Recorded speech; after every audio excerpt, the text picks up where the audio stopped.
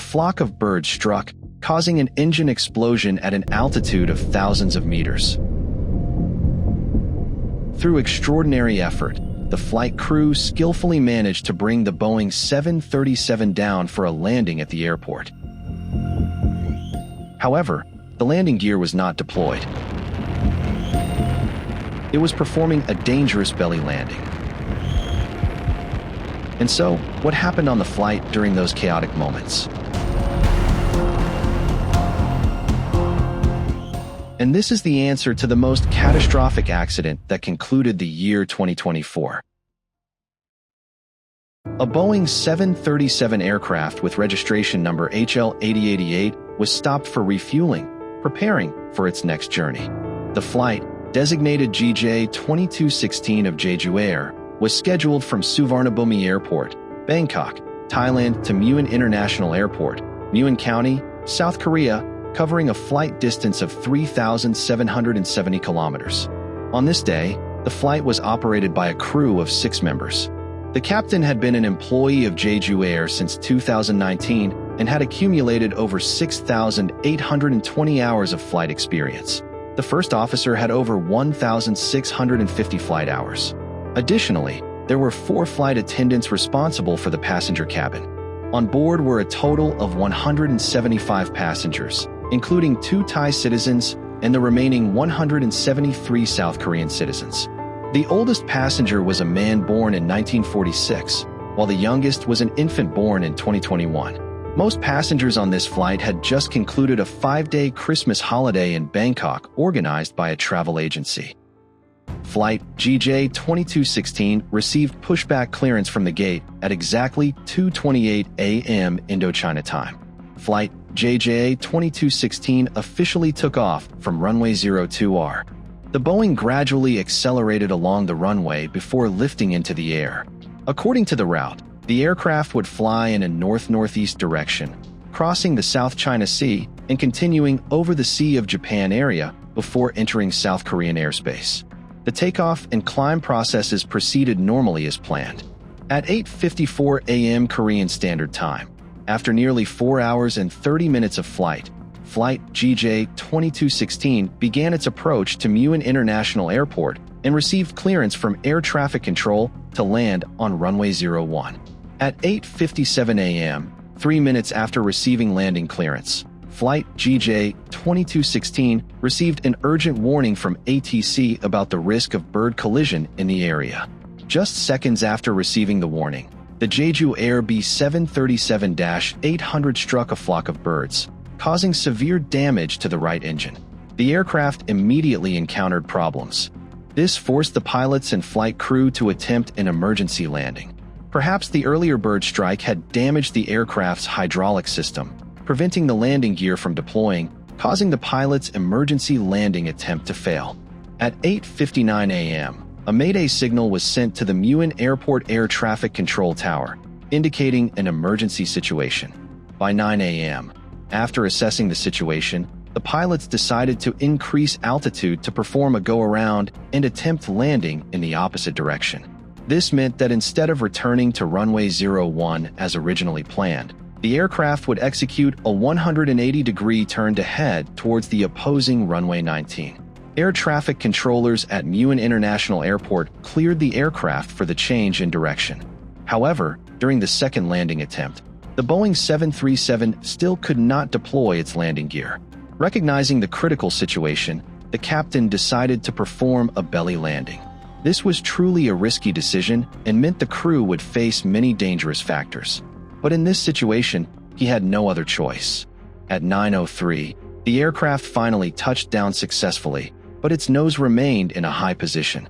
In the following seconds, the Boeing scraped violently against the runway, causing bright red sparks to fly, and dust billowed up from behind, creating a terrifying scene.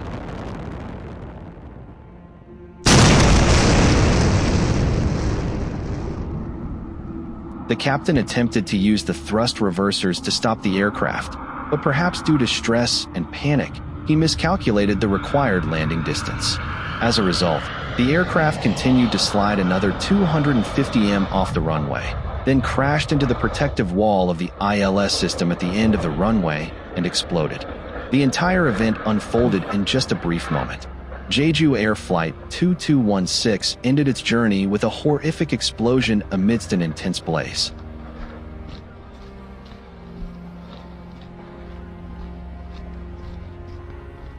큰일이네.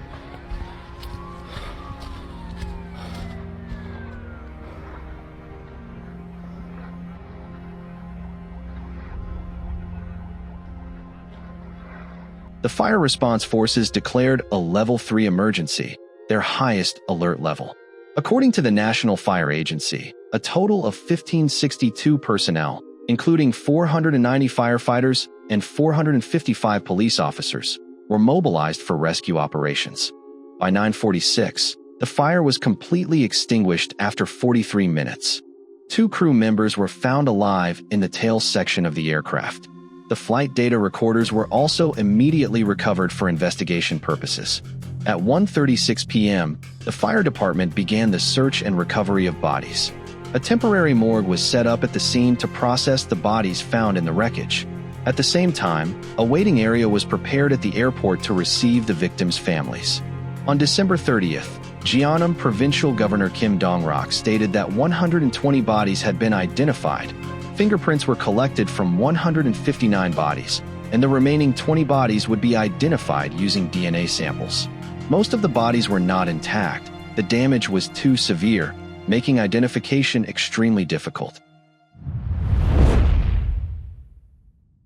Investigating the cause, at the time of the accident, ongoing construction had shortened the runway length at Muin Airport from 2,800 m to 2,500 m.